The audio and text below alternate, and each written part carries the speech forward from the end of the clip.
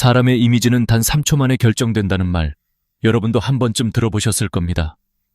그런데 나이가 들수록 이 3초의 무게는 훨씬 더 커집니다.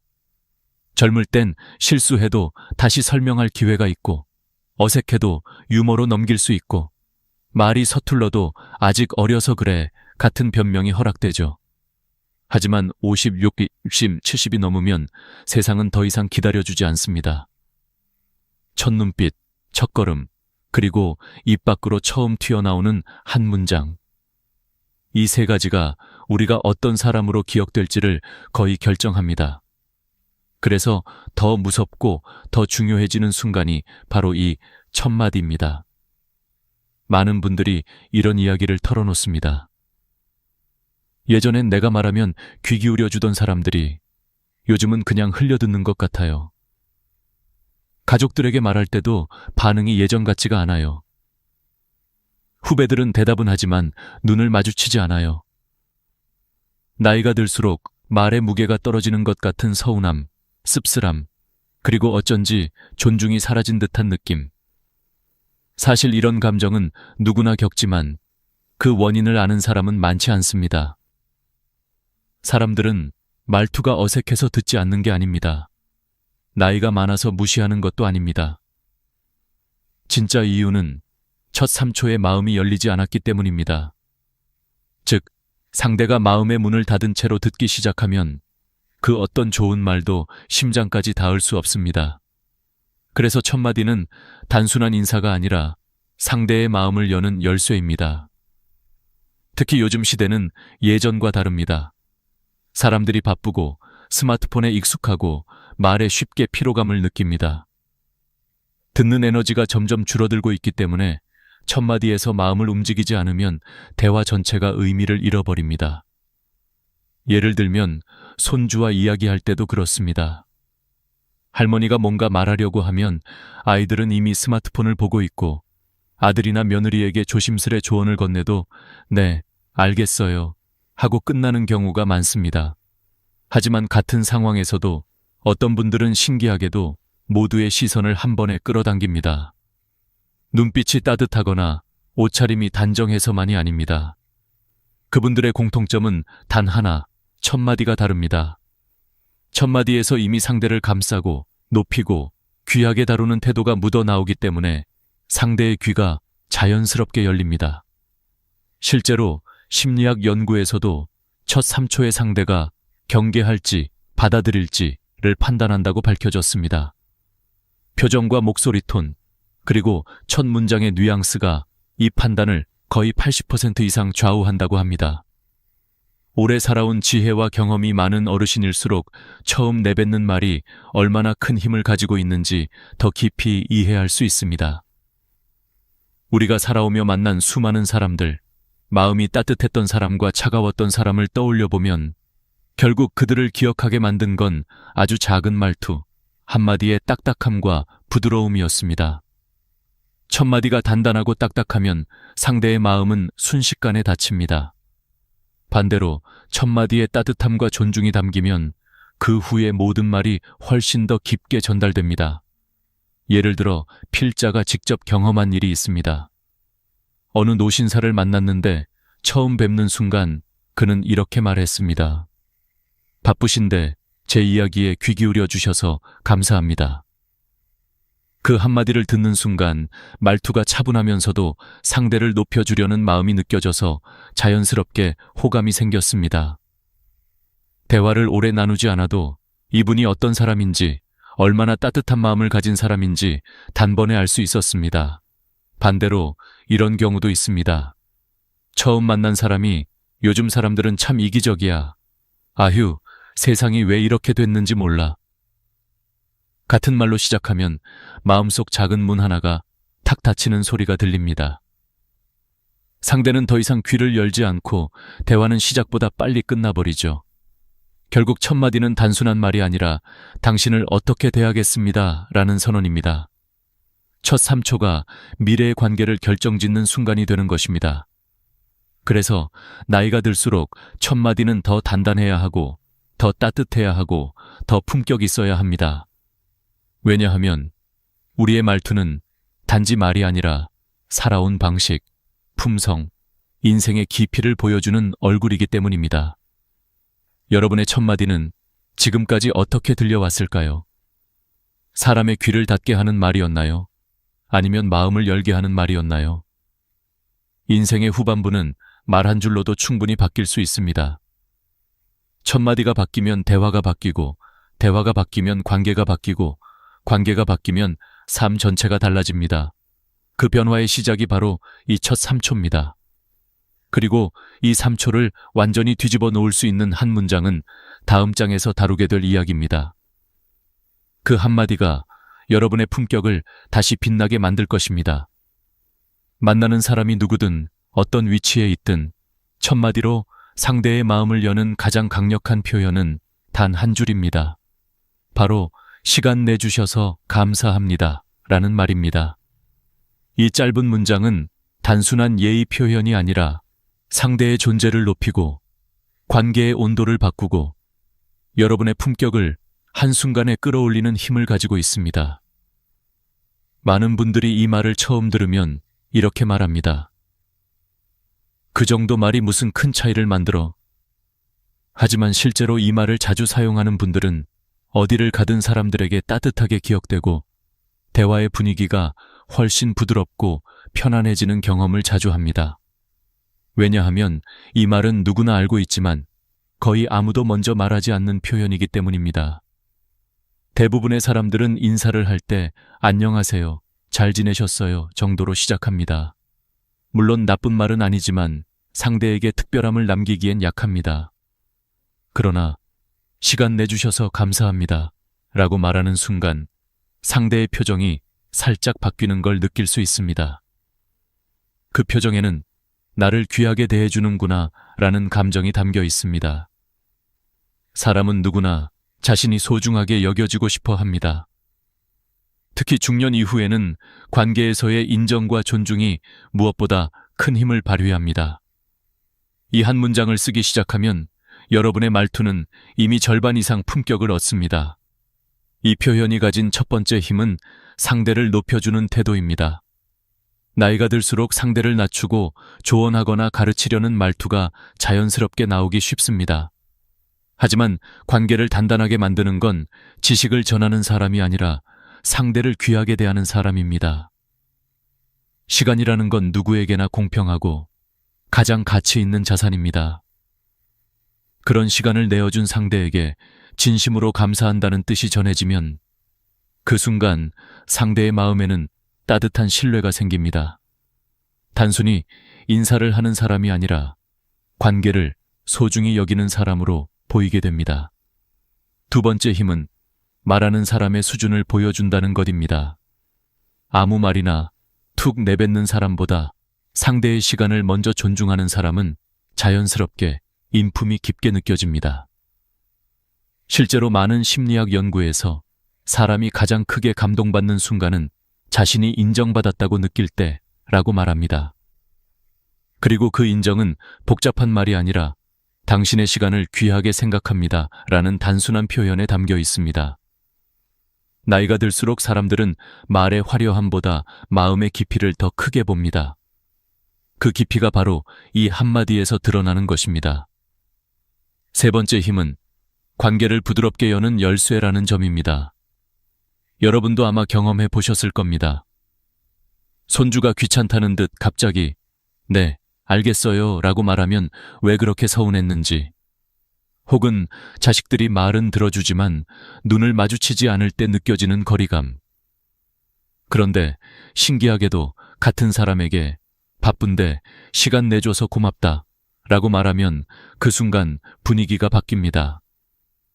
말은 단순한 소리의 전달이 아니라 마음의 교환입니다. 상대의 마음이 열려 있을 때 들어가는 말과 닫혀 있을 때 들어가는 말은 전혀 다르게 전달됩니다. 이 짧은 문장은 상대의 마음을 열어주는 열쇠 역할을 합니다. 네 번째 힘은 나의 격을 높여주는 품격의 언어라는 점입니다. 사람은 자신에게 어떤 말을 쓰느냐로 품격을 판단합니다. 같은 말을 들어도 품격 있는 표현을 자주 쓰는 사람은 마음에 오래 남습니다. 예를 들어 제가 잘했어요 라는 말보다 덕분에 많이 배웠습니다 라는 말이 훨씬 깊고 따뜻하게 들립니다.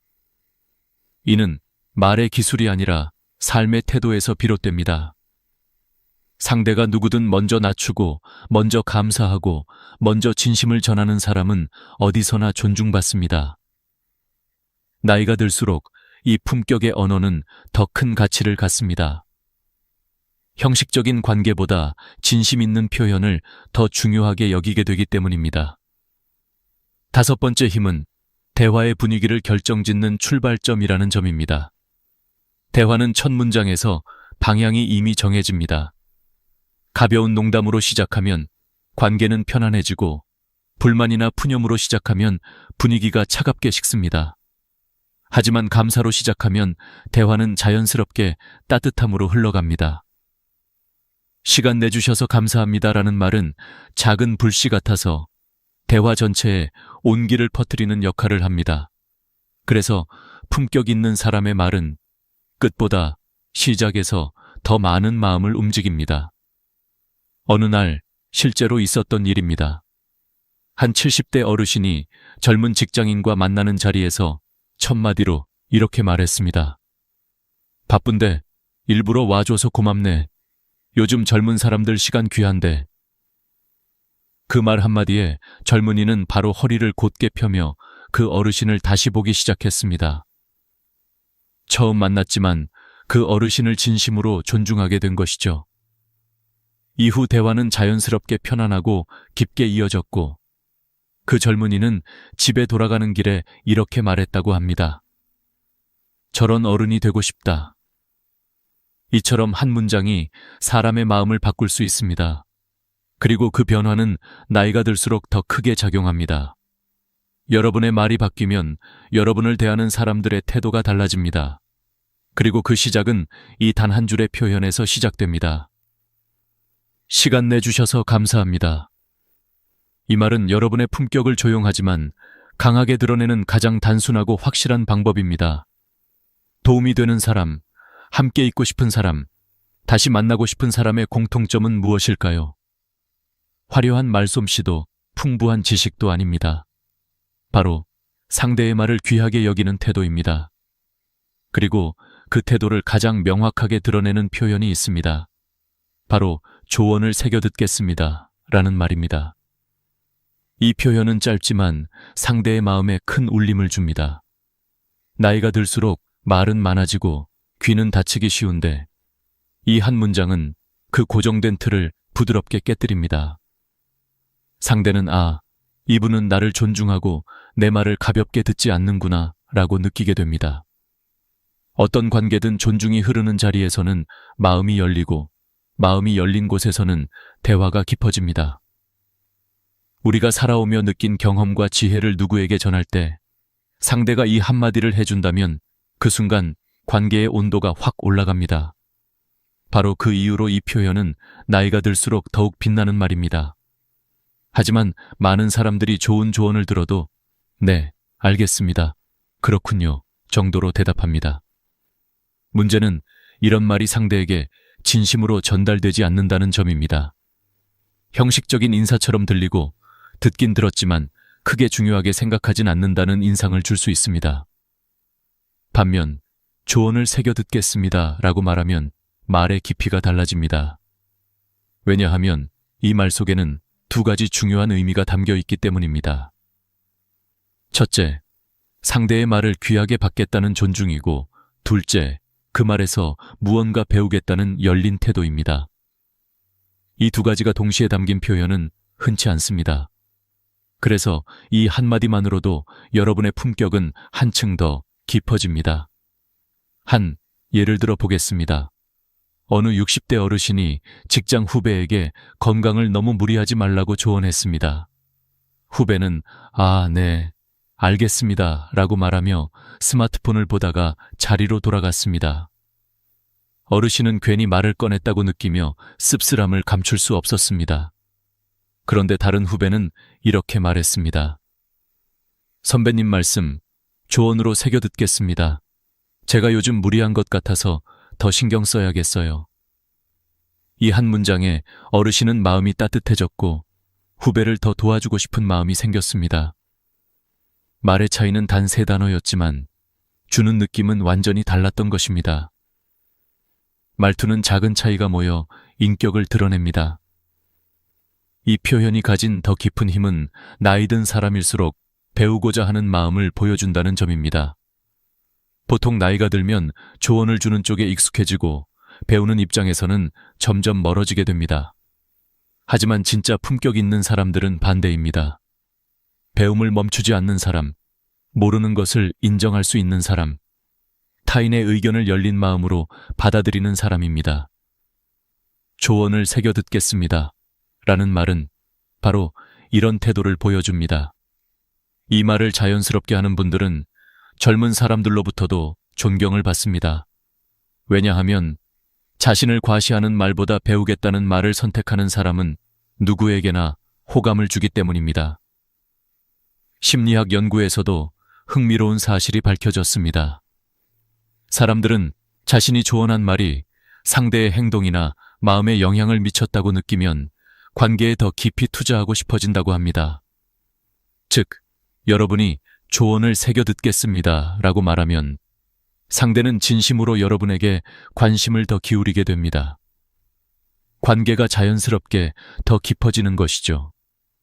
나이 들수록 좋은 관계를 한 명이라도 더 만드는 것이 얼마나 큰 자산인지 우리는 잘 알고 있습니다.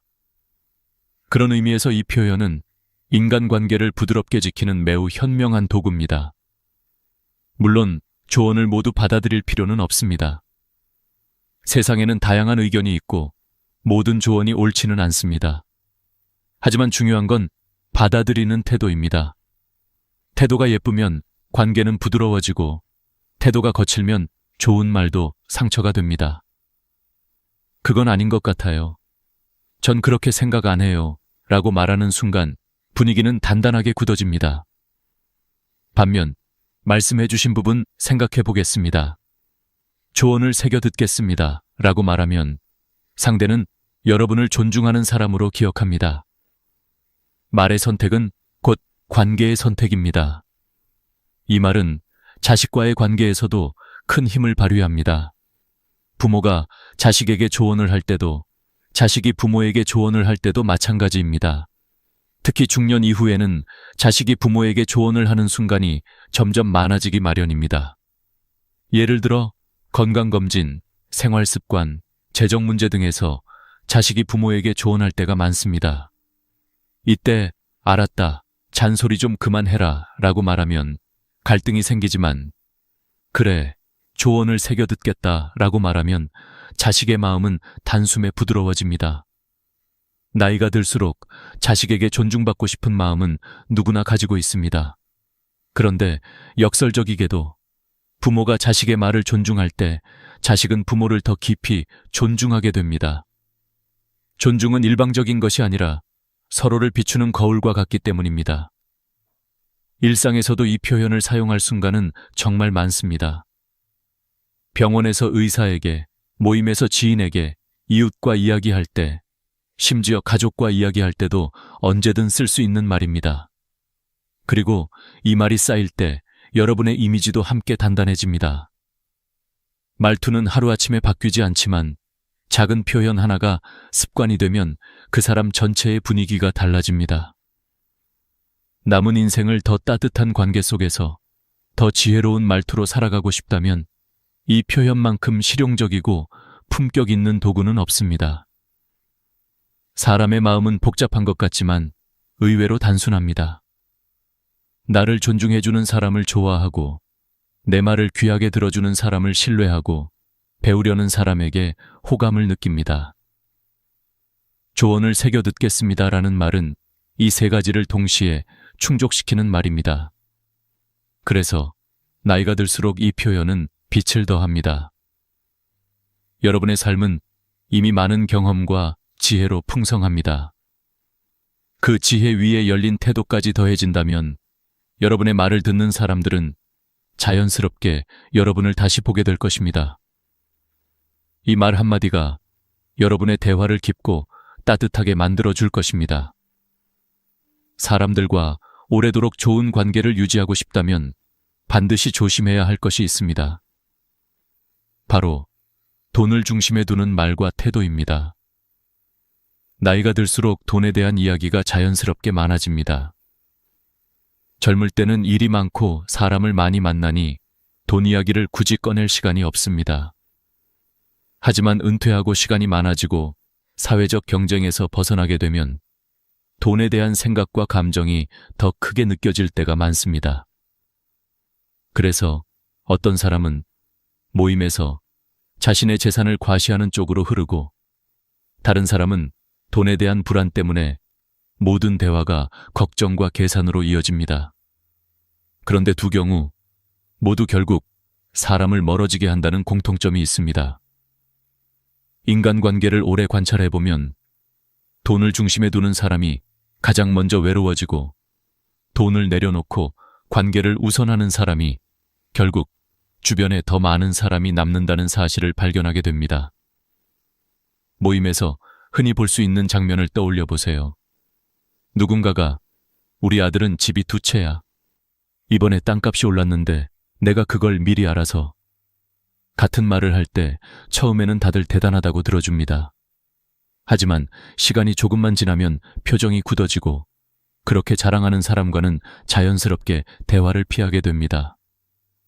왜냐하면 사람은 비교당하면 마음이 아프고, 누가 자랑을 할수록 듣는 사람의 마음은 작아지고 불편해지기 때문입니다. 특히 나이가 들수록 사람들은 진심, 배려, 따뜻함 같은 정서적인 가치를 더 필요로 합니다. 그런데 돈 자랑은 그 모든 정서적 가치를 한순간에 무너뜨립니다. 돈은 숫자이지만 상처는 감정입니다.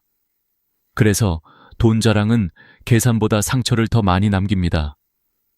반대로 돈이 부족하다고 지나치게 집착하는 태도 역시 관계를 멀어지게 합니다. 돈 없으면 아무것도 못한다. 요즘 세상은 돈이 전부다. 같은 말이 반복되면 상대는 대화를 피하고 싶어집니다. 왜냐하면 이런 말은 듣는 사람까지 불안하게 만들기 때문입니다. 돈은 분명히 중요합니다. 하지만 돈을 중심에 두고 말하기 시작하면 삶의 균형이 무너지고 관계도 무너집니다.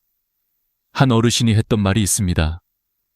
젊을 때는 돈을 벌려고 사람을 잃었고, 늙어서는 돈을 지키려고 더 많은 사람을 잃었다. 이 말은 단순한 회고가 아니라 인생의 진실입니다. 나이가 들어서도 사람을 잃지 않으려면 돈보다 사람을 먼저 생각해야 합니다. 돈은 잃어도 다시 벌 수 있지만 사람은 한번 멀어지면 다시 돌아오지 않을 때가 많습니다. 돈에 집착하는 순간 마음은 불안해지고, 불안한 마음은 말투에 드러납니다. 따라서 상대는 여러분과 대화를 하면 편안함 대신 압박을 느끼게 됩니다. 예를 들어 손주와 밥을 먹으면서 밥값이 비싸다, 이건 낭비다 라는 말을 반복하면 손주는 편안함 대신 긴장을 느끼게 됩니다. 반면 너랑 먹으니 참 좋구나, 이 시간 참 소중하다 라고 말하는 순간 손주의 표정이 바뀌고 마음이 부드러워집니다. 결국 돈을 중심에 둔 말은 관계를 무겁게 만들고, 감사를 중심에 둔 말은 관계를 가볍게 만듭니다. 노년의 품격은 지갑의 두께가 아니라 말의 온도에서 드러난다는 말이 괜히 나온 것이 아닙니다. 또한 경제학 연구에서도 흥미로운 결과가 있습니다. 돈을 자주 이야기하는 사람일수록 정서적 만족도가 낮고 대화를 경쟁으로 느끼는 경향이 있다고 합니다. 반면 돈 이야기를 줄이고 감정 경험 감사 표현을 자주 사용하는 사람일수록 삶의 안정감이 높고 주변 사람들과의 관계도 더 탄탄하다고 합니다. 즉, 돈을 어떻게 말하느냐가 노후의 행복을 좌우하는 중요한 변수라는 뜻입니다. 말은 습관이 되고, 습관은 성격이 되고, 성격은 삶을 결정합니다. 그렇다면 지금 바꿀 수 있는 건 바로 돈에 대한 말 습관입니다. 실제로 품격 있는 어르신들은 돈 이야기를 거의 하지 않습니다. 설령 돈 이야기를 하더라도 자신을 드러내거나 상대를 비교하는 방식이 아니라 지혜를 나누는 방식으로 표현합니다. 예를 들어 돈은 모을수록 편안한 게 아니라 쓸 때 가치가 생긴다. 사람이 재산이다. 같은 이야기를 나누는 분들입니다. 이런 분들의 말은 듣는 사람에게 부담이 아니라 배움을 줍니다. 반면 돈을 중심에 둔 대화는 상대를 긴장시키고 스스로를 고립시키는 결과를 가져옵니다. 나이가 들면 누구나 외로움이 찾아올 수 있습니다. 그런데 외로움을 부르는 가장 빠른 방법이 바로 돈 중심의 말과 태도입니다. 반대로 나이 들어도 사람들에게 존중받고 따뜻한 관계 속에서 살아가는 어르신들의 공통점은 돈을 내려놓은 사람들입니다. 그들은 돈 이야기를 줄이고 대신 감사, 경험, 배려, 지혜 같은 말들을 더 많이 사용합니다. 그래서 주변 사람들이 그들을 자연스럽게 따르게 됩니다. 돈은 쓰면 줄어들지만 마음은 나누면 더 많아집니다.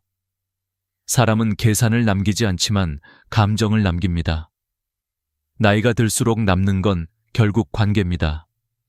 내 마지막 순간에 곁이 따뜻한지 차가운지는 내가 어떻게 말하고 어떻게 살아왔는지에 달려 있습니다.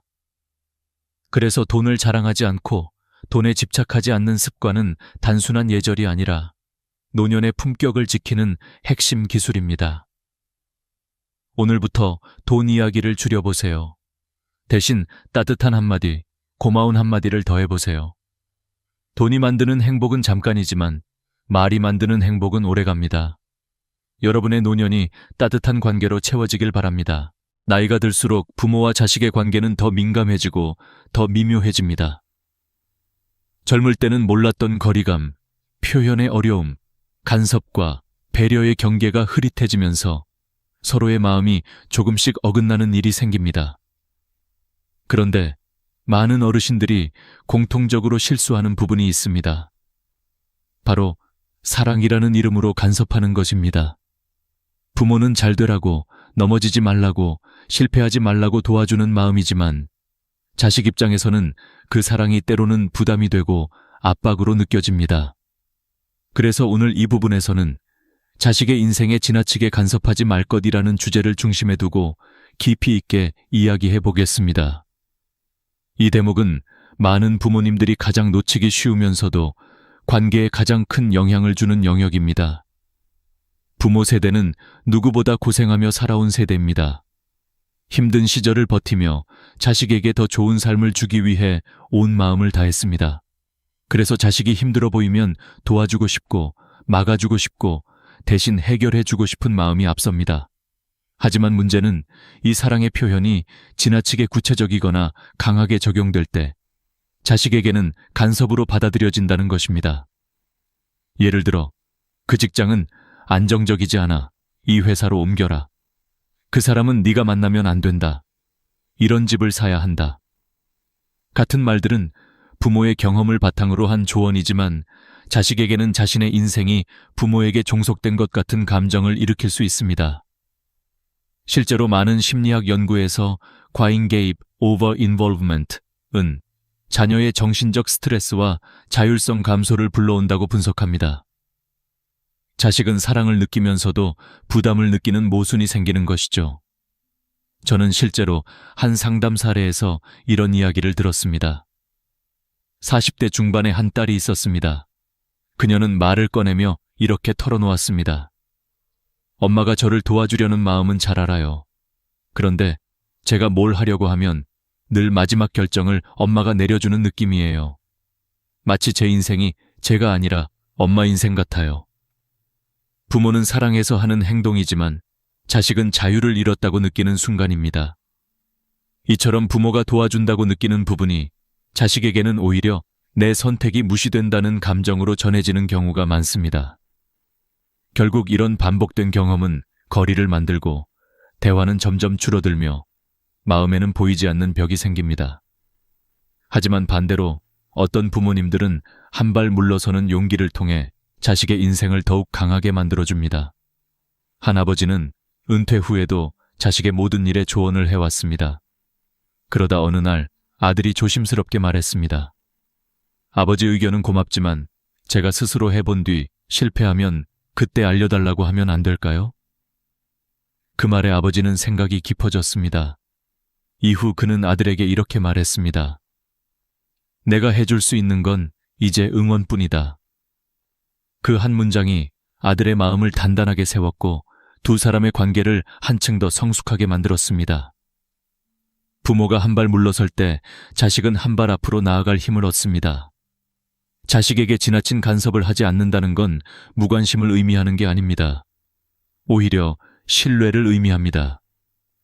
자식을 믿는 마음, 스스로 선택할 수 있다고 생각하는 마음, 실패해도 일어설 수 있다는 믿음이 자식에게 가장 큰 선물입니다.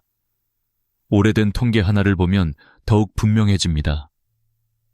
한국가정학 연구에 따르면 부모의 간섭이 많을수록 자식의 결혼 만족도, 직업 만족도, 정신적 안정감이 모두 낮아지는 것으로 나타났습니다. 반면 부모의 신뢰와 지지가 높을수록 자식의 삶의 만족도와 관계의 질이 모든 면에서 높아졌습니다. 결국 부모의 역할은 간섭이 아니라 지지라는 뜻입니다. 어르신들이 간혹 하는 말이 있습니다. 내가 도와주면 편하잖아. 맞습니다. 부모가 나서면 당장은 편합니다. 하지만 부모가 다 해버리면 자식은 강해질 기회를 잃습니다. 삶은 결국 스스로 부딪혀야 성장하고 실수하면서 배워야 단단해집니다. 부모의 사랑이 자식을 약하게 만들지 않아야 합니다. 진짜 사랑은 자식을 편하게 만드는 것이 아니라 스스로 살아갈 수 있게 만드는 것입니다. 그럼 구체적으로 어떻게 해야 할까요? 첫째, 조언을 할 때는 명령형이 아니라 선택형으로 바꾸세요. 이렇게 해야 해. 대신 너라면 어떤 게 더 좋다고 생각해? 라고 물어보면 됩니다. 둘째, 자식이 결정을 내렸을 때 틀렸다고 느껴져도 바로 지적하지 말고 내 선택을 응원하고 지켜볼게 라고 말해보세요. 셋째, 도움을 줄 때도 먼저 물어보세요. 이 부분 도와주는 게 너한테 더 편할까? 아니면 네가 스스로 해보고 싶니? 이렇게 물어보는 작은 변화 하나가 자식에게는 커다란 존중으로 다가옵니다. 넓은 세상을 떠올려 보세요. 모든 나무는 뿌리의 힘으로 자랍니다. 하지만 나무가 자라려면 뿌리가 너무 꽉 잡고 있어서는 안 됩니다. 적당히 잡아주되 위로 뻗어갈 여지도 주어야 합니다. 부모는 뿌리, 자식은 줄기입니다. 뿌리가 너무 단단히 붙들면 줄기는 자라지 못합니다. 그러나 뿌리가 든든하게 지켜만 주면 줄기는 하늘 향해 힘있게 뻗어갑니다. 여러분의 자식은 이미 어른입니다. 이제는 여러분의 인생과 자식의 인생이 분리되어야 합니다. 그 순간 관계는 더 성숙해지고 서로 더 따뜻한 거리를 유지할 수 있습니다. 지나친 간섭을 멈추는 것, 그것은 결국 여러분 자신에게도 자유를 주는 일이 될 것입니다. 나이가 들수록 마음속에 쌓이는 감정들은 더 깊어지고 말은 더 조심스러워지며 하루하루의 선택이 삶의 품격을 결정짓기 시작합니다. 그래서 마지막으로 이야기할 부분은 오늘을 미루지 말 것입니다. 이 주제는 단순한 생활 습관이 아닙니다. 노년의 삶을 밝게 만들지 아니면 후회로 채울지가 이 한 가지에 달려 있다고 해도 과언이 아닙니다. 사람들은 흔히 이런 말을 합니다. 나중에 하지. 내일 하면 되지. 하지만 평생을 살아보면 우리는 너무 잘 압니다. 나중이라는 시간은 생각보다 빨리 지나가고 내일이라는 날은 반드시 오지 않을 때가 많다는 것을 말입니다. 그래서 오늘의 선택이 내일의 나를 만들고 오늘을 미루는 순간 인생 전체가 텅 비어 버릴 수 있다는 걸 많은 어르신들이 뒤늦게 깨닫습니다. 실제로 노년 심리 연구에서도 나온 통계가 있습니다. 60세 이후 후회하는 일의 72%가 하지 않았던 일이라고 합니다. 즉, 실패한 것이 후회가 아니라 시도조차 하지 않았던 행동이 가장 큰 후회가 된다는 것입니다.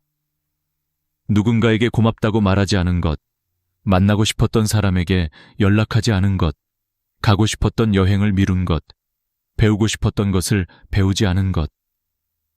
이런 것들이 나이가 들어 돌이켜보면 가장 깊이 마음에 남는 후회가 됩니다. 그렇기에 오늘을 살아내는 지혜가 정말 중요한 순간이 바로 60 이후입니다.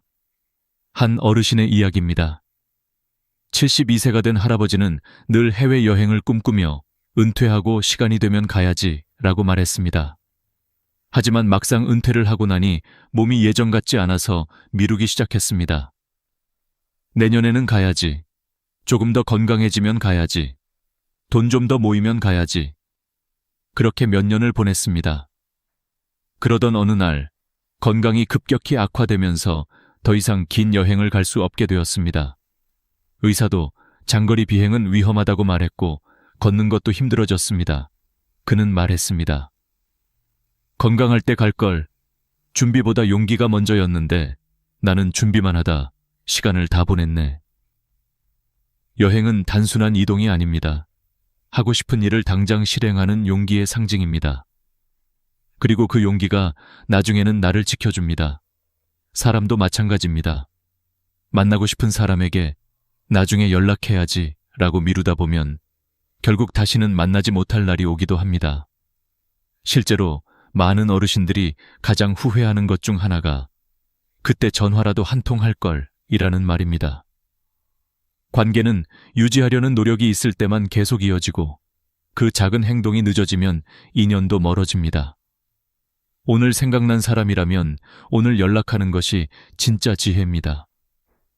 그 한 통의 전화가 누군가의 하루를 바꾸고 나의 마음도 따뜻하게 만들어주니까요. 맞습니다. 오늘이라는 날은 단순한 하루가 아닙니다. 지금 여기에서 사는 법을 배우는 시작점입니다. 작은 행동이라도 오늘 하면 인생이 바뀝니다. 오늘 10분을 걸으면 내일의 몸이 달라지고 오늘 고맙다는 말을 하면 내일의 관계가 달라지고 오늘 웃음을 지으면 내일의 마음이 달라집니다. 반대로 오늘을 미루면 내일도 비어있고 결국 일상도 비게 됩니다. 그래서 오늘의 선택이 곧 내 삶의 품격을 만들게 됩니다. 병원 진료 데이터에서도 아주 중요한 지표가 있습니다. 고령층의 건강지표 중 즉시 행동점수라는 항목이 있는데 오늘 해야 할 일을 바로 실행하는 사람일수록 우울감도 적고 회복력도 높으며 일상 만족도는 2배 이상 높아집니다. 그만큼 오늘 행동하는 힘은 노년에 매우 강력한 자산이 됩니다. 이건 운동이나 건강관리뿐 아니라 감정, 관계, 취미, 일상 전반에 적용됩니다. 작은 행동 하나가 마음의 활기를 되살리고 몸의 에너지를 깨우고 삶의 생기를 불어넣습니다. 오늘을 미루지 않는 삶은 결코 크고 거창한 일을 하라는 뜻이 아닙니다. 오히려 아주 사소한 것부터 시작합니다. 오늘 커피 한 잔이라도 맛있게 마시는 것, 보고 싶었던 드라마 한 편을 편안하게 보는 것, 동네를 천천히 산책하는 것, 좋아하는 음악을 틀어놓고 마음을 쉬게 하는 것. 이런 소소한 실천이 쌓이면 인생 전체가 달라집니다. 특히 노년에는 하루하루의 삶의 질이 인생의 질과 거의 동일합니다. 그러니 오늘을 가볍게 쓰지 말아야 합니다. 또한 오늘을 살아내는 법은 자기 자신을 존중하는 태도에서 시작됩니다. 내 삶의 주인이 나라는 사실을 잊지 않는 것, 내가 원하는 삶을 결정하는 것도 나이며 내게 필요한 것을 가장 잘 아는 것도 나 자신입니다. 남과 비교하지 말고 과거에 매이지 말고 미래 걱정에 짓눌리지 말고 오늘의 나에게 충실한 마음이 필요합니다. 나이 들어 행복해지는 사람들의 공통점은 모두 오늘을 미루지 않는 사람들입니다. 오늘 감사하고 오늘 움직이고 오늘 배우고 오늘 사랑을 표현합니다. 마지막으로 기억해야 할 것이 있습니다. 오늘을 살아내는 건 단순한 하루의 선택이 아니라 나머지 인생 전체에 대한 선언입니다. 나는 더 이상 미루지 않고 살겠다. 나는 내 인생을 지금부터 스스로 채워가겠다. 라는 다짐입니다. 그렇게 결심한 순간부터 삶의 무게는 가벼워지고 관계는 따뜻해지고 마음은 안정됩니다. 그리고 노후는 더 이상 두려움이 아니라 기대가 되는 시간이 됩니다. 여러분은 오늘 어떤 선택을 하실 건가요? 작은 것 하나라도 좋습니다. 오늘의 선택이 내일의 여러분을 바꿀 겁니다. 지금 이 순간이 바로 여러분 인생을 새롭게 쓰는 출발점입니다. 오늘을 미루지 말고 지금 시작하세요. 행동이 행복을 만들고 실천이 품격을 만듭니다. 나이가 들수록 마음이 더 무거워지는 순간이 찾아옵니다. 젊었을 때는 그렇게 흔들리지 않았던 일인데 이제는 작은 말 한마디에도 밤잠을 설치고 누군가의 표정 하나에도 괜히 마음이 쿵하고 내려앉습니다. 그런데 말이죠. 많은 분들이 이렇게 말합니다. 내가 약해져서 그래. 하지만 정말 그럴까요? 저는 그렇게 생각하지 않습니다. 마음이 무거워지는 진짜 이유는 약해진 게 아니라 너무 많은 것을 붙잡고 있기 때문입니다. 우리가 살아오며 쌓아온 경험, 관계, 기대, 미련, 억울함 같은 것들이 나도 모르게 마음 한구석을 차지하고 시간이 지날수록 그것이 점점 더 무게가 되어 내려앉는 것이죠. 이 이야기를 시작하기 전에 한 어르신의 고백이 떠오릅니다. 젊을 땐 무식해서 편했고 나이 드니 아는 게 많아져서 더 힘들어. 이 말이 참 깊습니다. 나이가 들수록 삶의 무게는 줄어들지 않고 오히려 생각의 무게가 더해지는 것 같습니다. 그래서 저는 오늘 이 이야기를 통해 여러분의 어깨 위에 올라앉은 그 무게를 함께 살펴보고 조금이라도 내려놓을 수 있도록 돕고 싶습니다. 우리는 늘 괜찮다고 말하지만 사실은 괜찮지 않은 날이 더 많습니다. 혼자 밥을 먹다가 눈물이 핑 돌 때도 있고 오래 묵혀둔 상처가 문득 떠올라 멍해질 때도 있습니다. 그런데 신기하게도 그 대부분의 고통은 지금 일어나고 있는 일이 아니라 이미 지나간 일 또는 아직 오지 않은 일에서 옵니다. 과거의 후회, 미래의 불안, 사람들의 시선, 그리고 나 자신에 대한 끝없는 평가. 이 모든 것이 마음을 꽉 조여오죠. 법륜 스님은 고통은 쓸데없는 것에 집착해서 생긴다고 하셨습니다. 그렇다면 그 쓸데없는 것은 도대체 무엇일까요? 그것은 바로 내가 놓지 못한 생각들입니다. 손에 쥐고 있는 것이 중요한 게 아니라 놓지 못하고 있는 것이 문제인 거죠. 이쯤에서 질문을 하나 드리고 싶습니다. 지금 당신 마음을 무겁게 누르고 있는 것이 정말 그렇게까지 중요한가요? 혹시 여러분도 이런 경험이 있을 겁니다. 며느리의 말투 하나에 며칠 동안 마음이 불편했던 적, 자식에게 섭섭함을 느끼고도 말하지 못해 혼자 끙끙 앓았던 적, 지나간 실수 하나 때문에 몇 년이 지나도 스스로를 용서하지 못한 적. 그런데 시간이 흐르고 돌아보면 그 감정들이 정말 내 인생을 뒤흔들 만큼 큰 의미가 있었던가요? 많은 분들이 이렇게 말하죠. 그때는 왜 그게 그렇게 화가 났는지 모르겠어. 이 말은 곧 우리가 붙잡고 있던 감정의 상당수가 사실은 놓아도 되는 것이었다는 뜻이기도 합니다. 실제로 한국의 심리상담센터 통계에 따르면 60세 이상 상담 이유 1위가 관계 스트레스, 2위가 감정 조절의 어려움이라고 합니다. 몸보다 마음이 먼저 지치는 나이가 된다는 거죠. 이는 잘못된 것이 아니라 아주 자연스러운 현상입니다. 왜냐하면 우리는 살아오며 너무 많은 것을 쌓아왔기 때문입니다.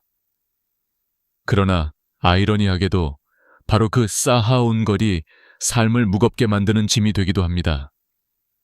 그래서 인생 후반기에는 비우는 공부가 필요합니다. 배우고 채우는 것보다 훨씬 더 중요한 것은 내려놓는 연습입니다. 어느 70대 어르신은 남편의 무뚝뚝한 말투 때문에 평생 상처를 받았다고 합니다. 그런데 어느 날 문득 깨달았다고 합니다. 저 사람은 원래 저런 사람인데 내가 왜 50년 동안 바꿔보겠다고 애를 썼지? 그 순간 마음이 편안해졌다고 하셨어요. 이 이야기는 많은 걸 시사합니다.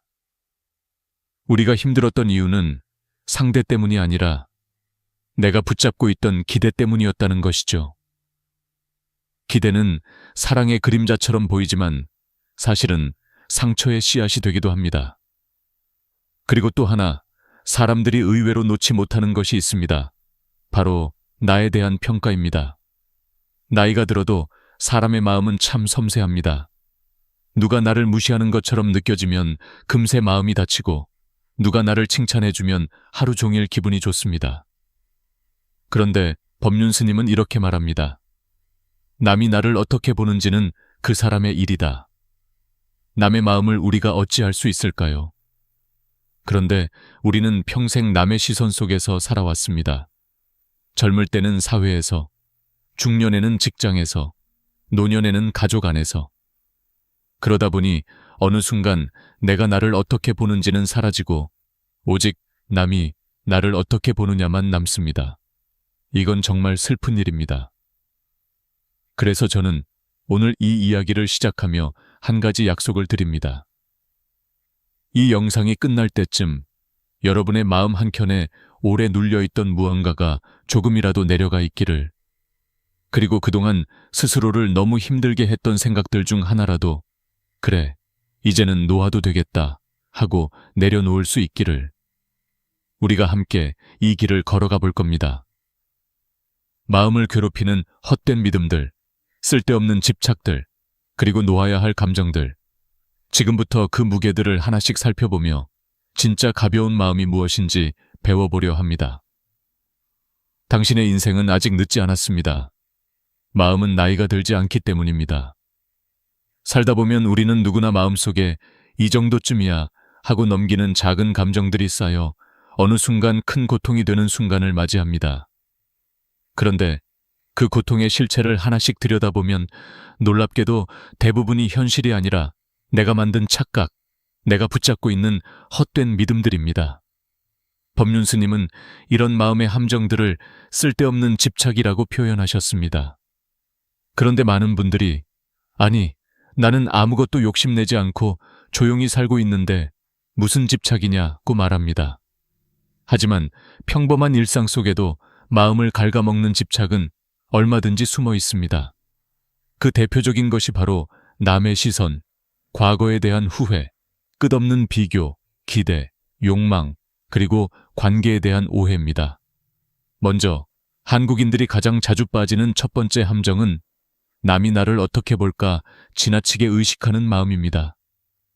특히 50, 80대 분들은 젊은 시절부터 체면, 예의, 남의 눈이라는 문화 속에서 살아왔습니다.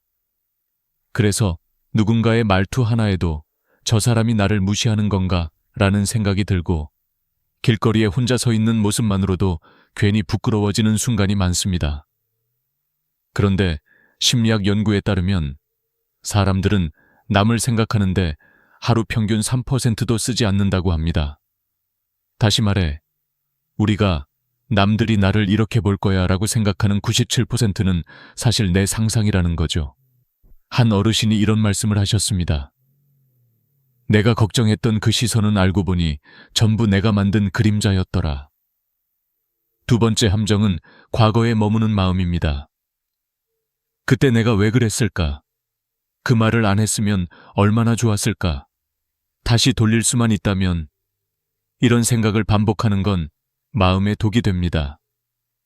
뇌과학에서는 과거의 후회를 자꾸 떠올릴수록 스트레스 호르몬인 코르티솔이 증가한다고 합니다. 그래서 몸이 더 지치고 면역력이 떨어지죠. 그런데 중요한 사실은 과거는 우리가 아무리 붙잡아도 바꿀 수 없다는 것입니다.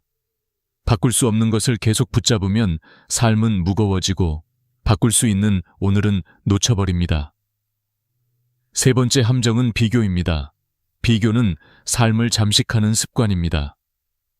저 집은 여행도 잘만 다니는데 저 사람은 손주들한테 사랑받는다던데 왜 나는 저렇게 못할까? 모든 비교는 마음의 열등감을 키웁니다. 한국보건사회연구원의 조사에 따르면 60세 이상이 느끼는 우울감의 주요 원인 중 하나가 바로 비교였습니다. 남과 비교하는 순간 우리는 가진 것의 소중함을 보지 못합니다. 비교는 늘 나를 부족하게 만들고 남은 더 행복해 보이게 만들 뿐입니다. 네 번째 함정은 누군가에게 지나친 기대를 걸고 그 기대가 충족되지 않으면 실망하는 마음입니다. 특히 자녀와의 관계에서 이런 상황이 많이 일어납니다. 이번엔 아들이 꼭 와주겠지. 며느리가 이번 생일만큼은 챙겨주겠지. 남편이 이번엔 알아주겠지. 하지만 사람은 내가 원하는 대로 움직이지 않습니다. 한 70대 어머니가 이런 말씀을 하신 적이 있습니다. 기대하면 실망하고 기대 안 하면 감사하게 되더라. 이것이 참된 지혜입니다. 5번째는 조금만 더라는 끝없는 욕망입니다. 조금만 더 모으면, 조금만 더 건강해지면, 조금만 더 편해지면. 하지만 그 조금만은 끝이 없습니다. 연구에 따르면 돈과 행복의 상관관계는 일정 수준까지이고 그 이후로는 소득이 늘어도 행복감의 증가가 거의 없다고 합니다. 즉, 우리가 행복하지 않은 이유는 가진 것이 적어서가 아니라 더 가지려는 마음이 끝없이 이어지기 때문입니다. 6번째는 사람을 바꾸려는 마음입니다. 남편이 조금만 다정했으면, 아들이 말이라도 좀 예쁘게 했으면, 며느리가 조금만 이해심이 있었으면. 하지만 심리학에서 말하듯 사람은 스스로 원할 때만 변합니다. 바꾸려 해도 바뀌지 않는 것은 나이가 들어서가 아니라 그 사람의 성격과 방식대로 살아가기 때문입니다. 결국 마음이 상하고 실망하는 것은 내 기준을 상대에게 억지로 끼워 맞추려 했기 때문입니다. 이런 착각들이 반복되면 마음은 점점 지치고 작은 일에도 크게 흔들립니다. 그런데 여기서 중요한 사실이 하나 있습니다. 이 착각들은 모두 내 밖이 아니라 내 안에서 만들어진다는 겁니다. 남이 나를 괴롭게 만드는 것이 아니라 내가 만든 생각이 나를 괴롭게 합니다. 그래서 법륜 스님은 말합니다. 문제는 밖에 있는 것이 아니라 그 문제를 바라보는 당신의 방식에 있다. 이쯤에서 한 가지 질문을 드리고 싶습니다. 지금 당신을 괴롭히는 그 생각, 그 감정, 그 후회, 그 비교, 그 기대. 정말 지금 이 순간도 붙잡고 있어야 할 만큼 중요한가요? 혹시라도 맞아, 내가 괜히 붙잡고 있었구나 하고 느껴지신다면 지금부터 여러분은 이미 변화를 시작한 겁니다. 이제 우리는 마음을 더 가볍게 하기 위해 그 착각들이 어디서 오는지, 왜 사라지지 않는지, 그리고 어떻게 내려놓을 수 있는지 더 깊이 들여다볼 시간입니다. 우리가 마음속에서 반복되는 괴로움의 근원을 더 깊이 들여다보면 결국 문제는 세상도 사람도 아니라 나 자신을 바라보는 방식에서 출발합니다. 많은 분들이 말합니다. 나는 남 탓도 안 하고 욕심도 없고 비교도 안 하려고 하는데 왜 이렇게 힘들까? 그런데 상담을 오래 하다 보면 공통점이 있습니다.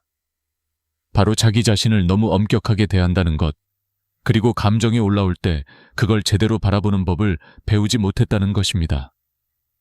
나이가 들수록 마음은 여유로워져야 할 것 같지만 오히려 더 단단하게 굳어지고 작아지는 경우가 많습니다. 이유는 단순합니다. 젊을 때는 바쁘다는 핑계로 감정과 마주할 시간이 없었지만 나이가 들면 마음속 시간이 많아지고 그 빈자리를 오래 쌓아온 감정들이 차지하기 때문입니다. 어느 70대 어르신이 이런 말씀을 하신 적이 있습니다. 사실 젊을 때는 남편이 화내도 금방 잊었는데 나이가 드니까 사소한 말도 오래 남더라. 왜 그럴까요? 심리학에서는 나이가 들수록 감정의 회복 속도가 느려지고 대신 감정의 깊이는 더 강해진다고 설명합니다. 즉, 예전보다 더 예민해진 것이 아니라 감정을 담아두는 그릇이 바뀐 겁니다. 그런데 대부분의 사람들은 이런 변화를 내가 약해졌다고 오해합니다. 사실은 약해진 게 아니라 감정을 다루는 방식이 예전과 같기 때문에 더 힘들어지는 것입니다. 또 하나 중요한 사실이 있습니다. 많은 분들이 평생을 나는 괜찮아 보이려는 삶을 살아왔습니다. 가족에게 강해 보여야 했고, 자식에게 의지가 되어야 했고, 사회에서는 빈틈없는 어른으로 보이기 위해 애를 썼습니다. 그렇게 살다 보니 진짜 나의 감정은 뒤로 밀려났습니다. 그리고 이제는 조금만 상처받아도 내가 왜 이렇게 약해졌지? 라는 자책이 따라붙습니다. 하지만 법륜 스님은 이렇게 말합니다. 자기를 있는 그대로 바라보는 사람이 가장 강한 사람이다. 그런데 있는 그대로 나를 바라본다는 게 말처럼 쉽지 않습니다. 왜냐하면 우리는 평생 누군가에게 인정받아야 의미 있는 존재라고 여겨왔기 때문입니다. 특별히 한국 세대는 성공해야 가치 있다, 참아야 덕이다, 남에게 인정받아야 잘 사는 것이다 라는 기준 속에서 자라왔습니다. 그래서 나이가 들어도 자신의 가치를 남의 반응으로 판단하게 됩니다. 자식이 연락을 자주 하면 좋은 부모, 연락이 뜸하면 부족한 부모라고 생각합니다. 며느리가 예의를 차리면 존중받는다고 느끼고 말투가 조금 차가우면 내가 무시당하는구나 라고 생각합니다.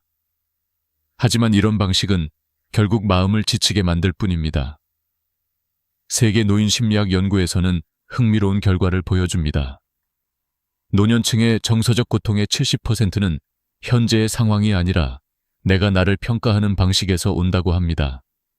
이는 즉 외부 문제보다 내면의 시선이 훨씬 큰 영향을 미친다는 뜻입니다. 그래서 마음이 평화로워지기 위해 가장 먼저 해야 할 일은 세상을 바꾸는 것이 아니라 자기 자신과의 관계를 다시 맺는 것입니다. 이 과정에서 중요한 것이 바로 자기 관찰, 셀프 observation입니다. 감정이 올라올 때 왜 나한테 이런 감정이 생겼지? 라고 한 템포 쉬고 들여다보는 것만으로 마음은 놀라울 정도로 가벼워집니다. 예를 들어 며느리의 말투가 서운할 때 단순히 저 사람은 나한테 예의가 없어라고 느끼는 것이 아니라 왜 나는 저 말투에 이렇게 흔들릴까? 그동안 쌓였던 감정이 오늘 터진 걸까? 혹시 내가 스스로를 너무 외롭게 만들고 있던 건 아닐까? 라고 바라보면 전혀 다른 해석이 가능합니다. 감정은 나에게 알려주는 신호이지 반드시 따라야 하는 명령이 아닙니다. 또 한 가지 중요한 점은 우리가 자주 남을 바꾸려는 마음을 갖는 이유도 사실 나를 있는 그대로 보기 어렵기 때문입니다. 남편이 변하지 않으면 내가 힘들다고 느끼고 자식이 나를 이해해주지 않으면 내 가치가 흔들리는 것처럼 여깁니다. 하지만 그 근원에는 스스로를 충분히 인정하지 못한 마음이 있습니다. 그래서 누군가에게 기대고 누군가가 나를 만족시키기를 바라게 되고 그 기대가 깨질 때 더 크게 아픕니다. 이쯤에서 한 가지 깨달음이 찾아옵니다. 우리가 진짜 내려놓아야 할 것은 사람도 상황도 아닙니다. 내가 만들어낸 나에 대한 오해입니다. 나는 외로운 사람이다. 나는 부족한 사람이다. 나는 인정받아야 가치 있는 사람이다. 나는 누군가의 사랑이 있어야 편하다. 이런 생각들이 결국 내 삶 전체를 가두고 있었던 것입니다. 그리고 이 생각들을 내려놓는 순간 놀랍게도 마음의 고통은 가벼워지기 시작합니다. 이제부터 우리는 나를 보는 눈을 바꾸는 법을 배우게 될 것입니다. 외부의 문제를 해결하려는 것보다 내 안의 렌즈를 바꾸는 것이 훨씬 빠르고 강력한 변화를 가져옵니다. 마음의 고통은 어떤 특별한 해결책이 필요한 것이 아닙니다. 단지 나를 바로 보는 법을 배우면 됩니다. 그리고 그 순간부터 관계도 달라지고 일상도 달라지고 무엇보다 마음이 달라집니다. 지금 이 순간 당신은 이미 그 변화를 향해 한 걸음을 내디뎠습니다. 우리는 평생 동안 행복은 조금만 더 가면 찾아올 것이다 라는 믿음을 품고 살아왔습니다. 자식이 자리 잡으면, 노후 자금이 어느 정도 모이면, 건강이 조금만 나아지면, 혹은 지금의 어려운 시기가 지나가기만 하면 그때쯤은 웃을 수 있지 않을까 하고 기대합니다. 하지만 인생을 오래 살아온 어르신들의 공통된 고백은 이렇습니다. 기다린 행복은 오지 않더라. 이 말은 결코 허무주의가 아닙니다. 오히려 아주 중요한 진리를 담고 있습니다. 행복은 미래의 사건이 아니라 지금 이 순간의 상태라는 것입니다. 법륜 스님은 행복은 먼 미래에 숨어 있는 것이 아니라 지금 마음이 열릴 때 찾아온다고 말씀하십니다. 이 말은 단순한 위로가 아니라 뇌과학에서도 증명된 사실입니다. 실제로 하버드 대학교의 성인 발달 연구에 따르면 인간의 행복은 환경보다 해석, 소유보다 태도, 미래의 목표보다 현재의 만족감에 훨씬 더 크게 좌우됩니다. 다시 말해, 상황이 좋아져야 행복해지는 것이 아니라 지금 이 순간을 받아들일 때 행복의 문이 열린다는 것입니다. 하지만 우리는 대부분 마음의 렌즈가 과거와 미래로 향해 있습니다. 과거의 실수, 상처, 후회는 여전히 마음 한쪽을 찌르고 있고 미래의 불안, 걱정, 가능성은 또 다른 무게가 되어 어깨에 내려앉습니다. 그 무게를 견디다 보니 정작 지금이라는 순간은 비어버립니다. 지금의 햇살, 지금의 바람, 지금 내 눈앞에 있는 사람, 이 모든 것이 지나쳐갑니다.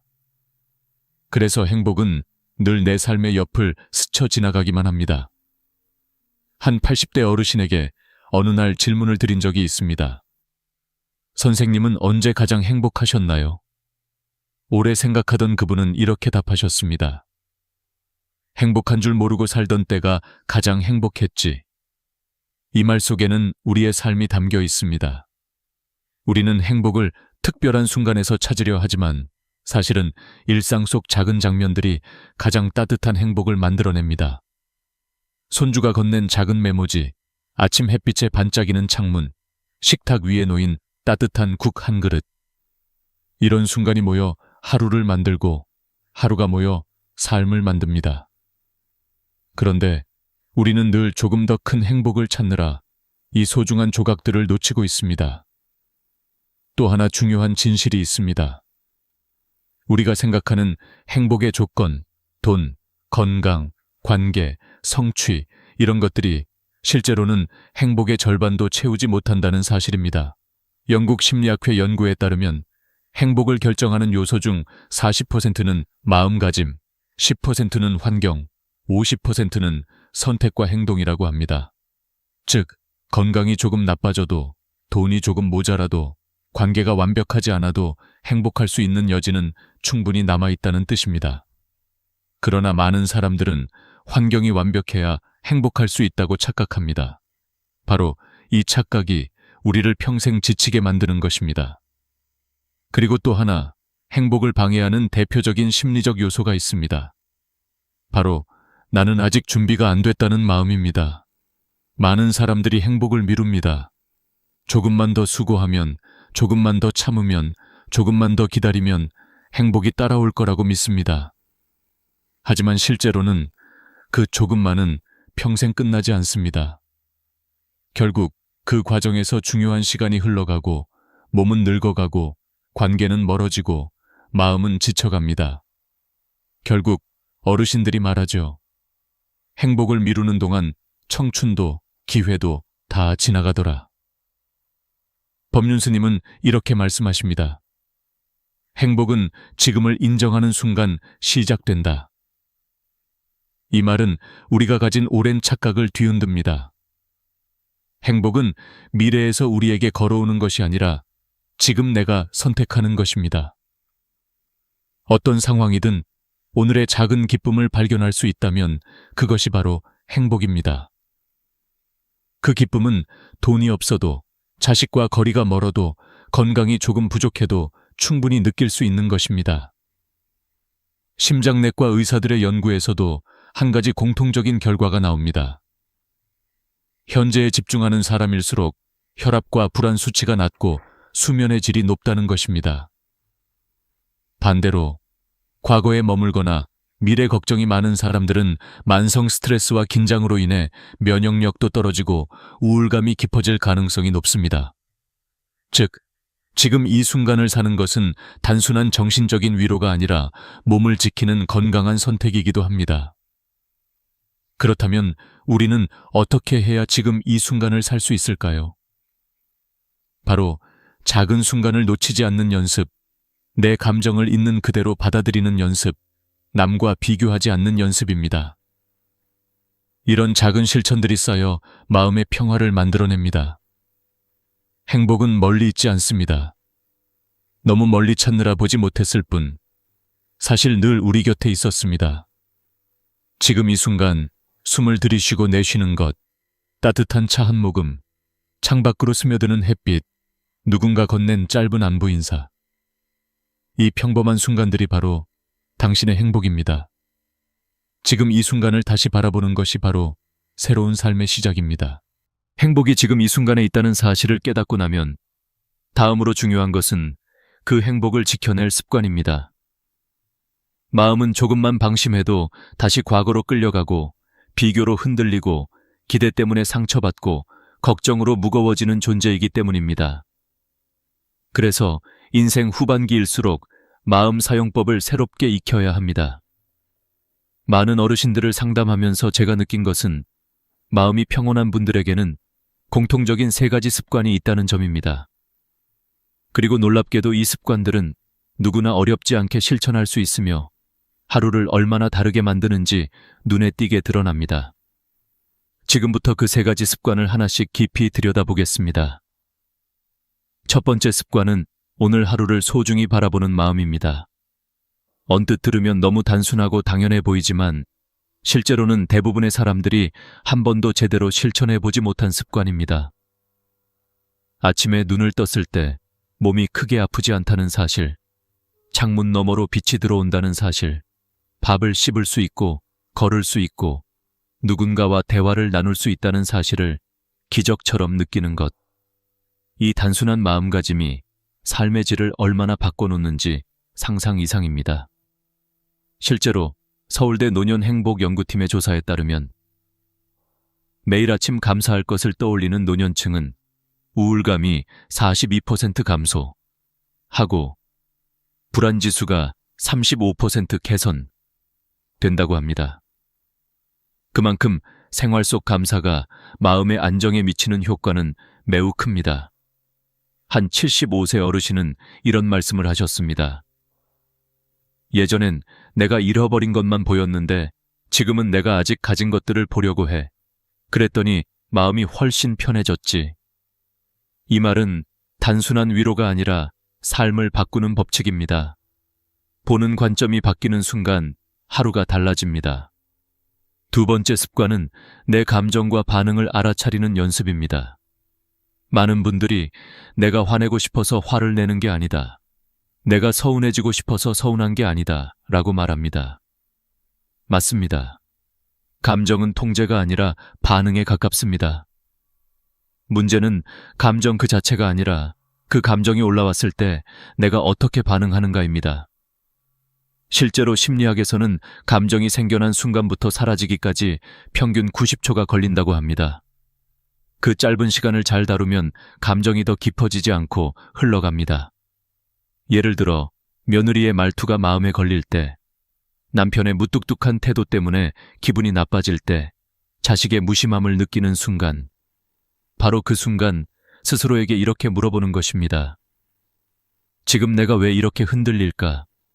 이 감정은 사실 오래 쌓여있던 감정이 올라온 건 아닐까? 혹시 내가 요즘 외로워서 작은 말에도 더 민감해진 건 아닐까? 이렇게 감정을 관찰하는 것만으로 마음의 폭풍이 잦아들기 시작합니다. 감정은 억누를수록 더 강해지고 바라볼수록 자연스럽게 물러납니다. 어느 68세 할머니는 며느리와 자주 갈등이 있었는데 어느 날 이런 깨달음을 얻었다고 합니다. 며느리가 바쁜 날에는 말투가 좀 짧아지더라고. 근데 그걸 내가 무시라고 받아들였던 거야. 사실은 내 오해였는데. 관점을 바꾸는 순간 갈등도 사라졌다고 합니다. 결국 나를 괴롭힌 것은 사람의 말투가 아니라 그 말투를 해석한 나의 감정이었던 것이죠. 세 번째 습관은 비교 대신 감사하는 마음을 붙잡는 것입니다. 비교는 더 나은 삶을 위한 동기가 되기도 하지만 대부분의 경우 노년기에는 마음의 상처가 되는 경우가 더 많습니다. 저 집은 손주들이 매주 찾아온다는데, 저 사람은 아직도 여행 다닌다는데, 나는 왜 이렇게 사는지 모르겠다. 비교는 항상 내가 가진 것을 작게 만들고 남이 가진 것을 크게 보이게 합니다. 그래서 비교를 멈추지 않으면 감사할 수 있는 눈을 잃어버립니다. 법륜 스님은 비교는 불행의 가장 쉬운 방법이다 라고 말합니다. 반대로 감사는 행복을 여는 가장 빠른 방법입니다. 실제로 일본과 한국에서 진행된 고령층 심리 연구에서도 감사 습관을 실천한 그룹은 6개월 만에 삶의 만족도가 2배 이상 증가했습니다. 한 72세 어머니는 이런 말씀을 하셨습니다. 우리 딸은 자주 연락은 안 해도 생일은 꼭 챙기더라. 그게 어디야. 감사할 일이 한두 가지더라고. 이 간단한 태도가 마음을 얼마나 따뜻하게 만드는지 많은 어르신들이 몸소 경험하고 계십니다. 이 세 가지 습관은 절대 어렵지도 거창하지도 않습니다. 단지 마음을 보는 방향을 바꾸는 간단한 선택일 뿐입니다. 하지만 이 작은 선택들이 쌓이면 인생은 완전히 달라집니다. 아침을 바라보는 눈이 달라지고 사람을 해석하는 방식이 달라지고 관계를 대하는 마음이 달라집니다. 결국 내가 달라지면 세상도 달라 보입니다. 이제 이 세 가지 마음 습관을 기반으로 우리는 마지막으로 더 깊은 이야기, 어떻게 내려놓고 더 가볍게 살아갈 수 있는가를 향해 나아가 보겠습니다. 나이가 들수록 우리는 한 가지 중요한 진실과 마주하게 됩니다. 놓지 못한 것이 우리를 가장 힘들게 한다는 사실입니다. 사람도, 기억도, 상처도, 미련도, 억울함도, 마음 한편에서 오래 붙잡혀 있던 것들이 삶 전체의 무게가 됩니다. 그런데 더 놀라운 사실은 우리가 붙잡고 있다고 생각했던 것들이 실은 우리를 붙잡고 있었다는 겁니다. 그래서 오늘 마지막으로 나누고 싶은 이야기는 바로 어떻게 내려놓고 더 가볍게 살아갈 수 있을까입니다. 이 이야기는 단순한 마음가짐의 문제가 아니라 인생 후반기를 지혜롭게 살아가기 위한 가장 중요한 능력입니다. 한 80대 할머니가 이런 말씀을 하신 적이 있습니다. 내가 내려놓으니까 내가 편하더라. 이 짧은 말은 인생을 깊이 살아본 사람만이 할 수 있는 고백입니다. 우리는 흔히 참고 견디는 것이 인내라고 생각하지만 진짜 인내는 때로는 내려놓는 용기에서 시작됩니다. 내려놓는다는 것은 포기나 패배가 아니라 나를 지키는 방법입니다. 더 이상 나를 괴롭히는 생각에 에너지를 쓰지 않고 내 마음을 옥죄는 감정에 묶이지 않는 것. 바로 그것이 내려놓기의 본질입니다. 그렇다면 무엇부터 내려놓아야 할까요? 법륜 스님은 이렇게 말씀하십니다. 내가 컨트롤할 수 없는 것부터 놓아라. 이 말은 인생 후반기의 핵심 지혜입니다. 왜냐하면 우리가 가장 많이 괴로워하는 부분이 바로 내가 바꿀 수 없는 것들이기 때문입니다. 남의 말, 남의 성격, 남의 감정, 남의 행동. 이 모든 것은 내가 어떻게 해도 바뀌지 않습니다. 하지만 우리는 평생 그것을 바꿔보겠다며 마음을 소모하고 기대하고 실망하고 상처받습니다. 그래서 내려놓기의 첫 단계는 내 힘으로 바꿀 수 없는 것들을 손에서 내려놓는 것입니다. 예를 들어 자식이 자주 찾아오지 않는다고 해서 그것을 붙잡고 서운함을 계속 쌓는다면 결국 고통은 나의 몫입니다. 어느 70대 어르신은 이렇게 깨달았다고 합니다. 예전에는 자식이 안 오면 서운했는데 이제는 바쁜가 보다. 그럼 난 오늘 나를 위해 뭘 해볼까 하고 생각을 바꾸니까 마음이 편해졌어요. 바뀐 건 자식이 아니라 그 어르신의 관점입니다. 내려놓는다는 건 결국 세상을 바꾸는 것이 아니라 내가 세상을 바라보는 방식을 바꾸는 일입니다. 또 한 가지, 내려놓기 위해 반드시 알아야 할 중요한 사실이 있습니다. 감정은 붙잡는다고 사라지지 않는다는 것입니다. 억울함, 분노, 서운함, 외로움은 억누르면 억누를수록 커지고 무시하면 무시할수록 마음 깊은 곳에 남아 생채기를 남깁니다. 내려놓기란 감정을 억누르는 것이 아니라 그 감정을 있음으로 인정하고 더 이상 그 감정에 매달리지 않는 것입니다. 내가 이런 감정을 느끼고 있구나. 이 단순한 인정은 마음 치유의 첫걸음입니다. 심리학에서는 이를 감정 거리두기라고 부릅니다. 감정을 나로 동일시하지 않고 하나의 현상으로 바라보는 것입니다. 이 방법을 사용하면 감정은 점점 힘을 잃고 자연스럽게 흘러갑니다.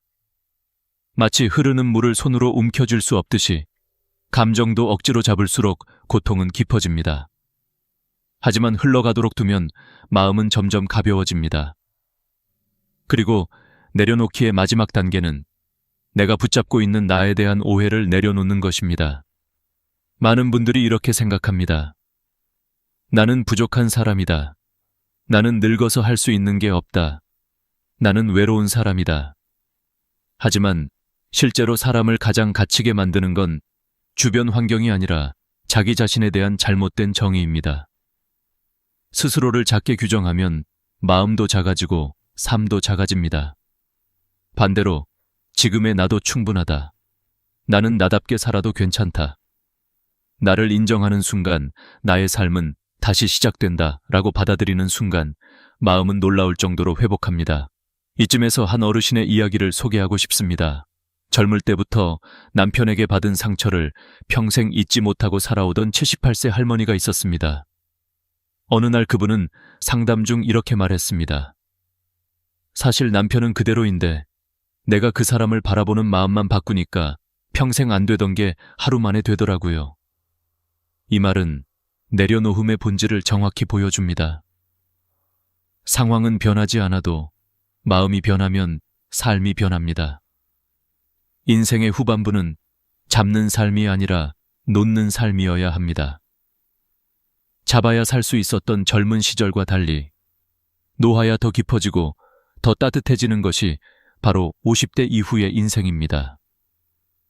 내려놓으면 마음이 비워지고 비워지면 여유가 들어오고 여유가 들어오면 행복이 자리합니다. 마지막으로 오늘 이 긴 여정을 함께 걸어온 여러분께 한 가지 말씀을 드리고 싶습니다. 행복은 먼 곳에 있지 않습니다. 당신이 지금 마음을 조금 더 부드럽게 내려놓는 그 순간에 이미 시작됩니다. 지금의 당신은 충분히 잘 살아오셨고 앞으로도 충분히 행복해질 수 있는 사람입니다. 행복은 찾아오는 것이 아니라 지금 이 순간 마음이 허락하는 만큼 흘러들어오는 것입니다. 이 영상이 당신 마음에 작은 따뜻함이라도 불어넣었다면 그것만으로도 오늘은 의미 있는 하루입니다. 그리고 그 따뜻함이 또 다른 누군가에게 전해지기를 진심으로 바랍니다. 함께 나누고 함께 위로하며 우리의 삶은 조금 더 단단해지고 조금 더 따뜻해집니다. 오늘도 함께 해주셔서 감사합니다. 다음에도 당신의 하루가 더 가벼워지고 더 평화로워질 수 있도록 좋은 이야기로 다시 찾아오겠습니다. 구독과 좋아요 그리고 공유까지 부탁드립니다.